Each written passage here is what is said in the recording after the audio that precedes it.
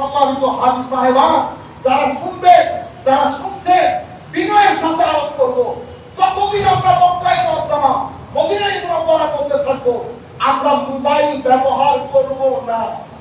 আমরা জরুরি কোনো মেসেজ দেওয়া বাদে লাইভ বন্ধ করবেন। আপনার হজটাকে এই ফিতনার ডিভাইস দিয়ে নষ্ট করবেন না।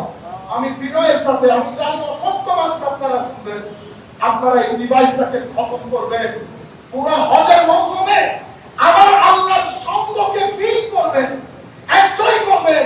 মনে রাখবেন, আপনি মনে করছেন আপনি যার করে মেহমানদারি হয়ে গেছেন, উনি আপনার সম্পর্কে জানেন না, জানেন না।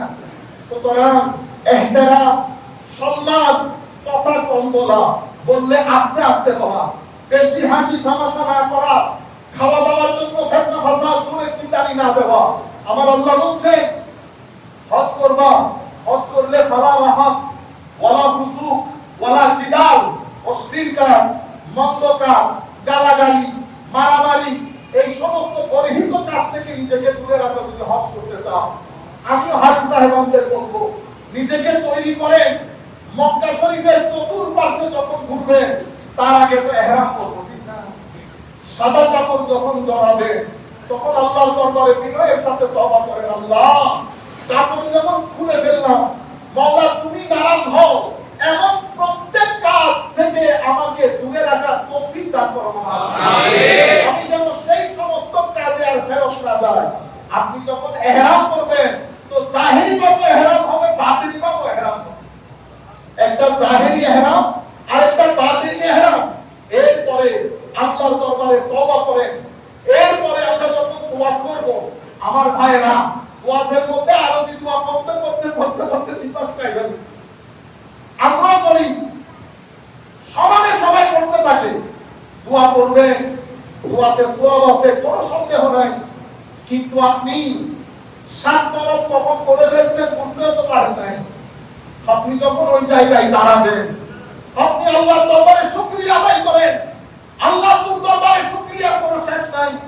তুই এমন জায়গায় পা রাখার তৌফিক দান করেছিস মাওলা, যেই জায়গার মধ্যে আমার নবী কদম রেখেছে, যেই জায়গার মধ্যে আদম সফিউল্লাহ কদম রেখেছে, ইব্রাহিম খলিলুল্লাহ রেখেছে, মুসা কালিমুল্লাহ রেখেছে, ঈসা রূহুল্লাহ রেখেছে, ইসমাঈল জবিহুল্লাহ রেখেছে। এত আজিম নবী যেই হিত্তার মধ্যে কদম রেখেছে, আমার মত নাপাক, নাফরমান, নালায়েক, গুনাহগারের কদমকে তুই এই জায়গায় রাখতে তৌফিক দান করেছিস। আল্লাহর দরবারে শুকরিয়ার কোনো শেষ নাই। সাথে সাথে আমার নবীর দরবারে দরুদ সালাম করেন, ইয়া আল্লাহ নবীর দরবারে দরুদ, যেই নবীর ওসিলায় আমি এই কাজ পেয়েছি।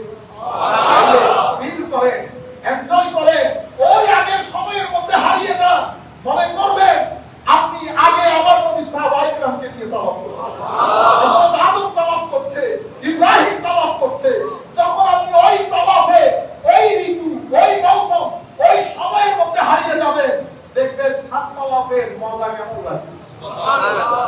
তখন আপনি কি আল্লাহকে বলতে হবে, আল্লাহ ক্ষমা করে দেন।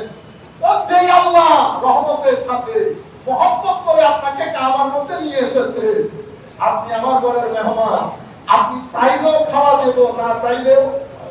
আরে আমরা আমাদের মেহমানদেরকে জোর করে খাওয়াই, জোর করে খাওয়াই। আর আল্লাহ তো আল্লাহ, আল্লাহ তো আল্লাহ।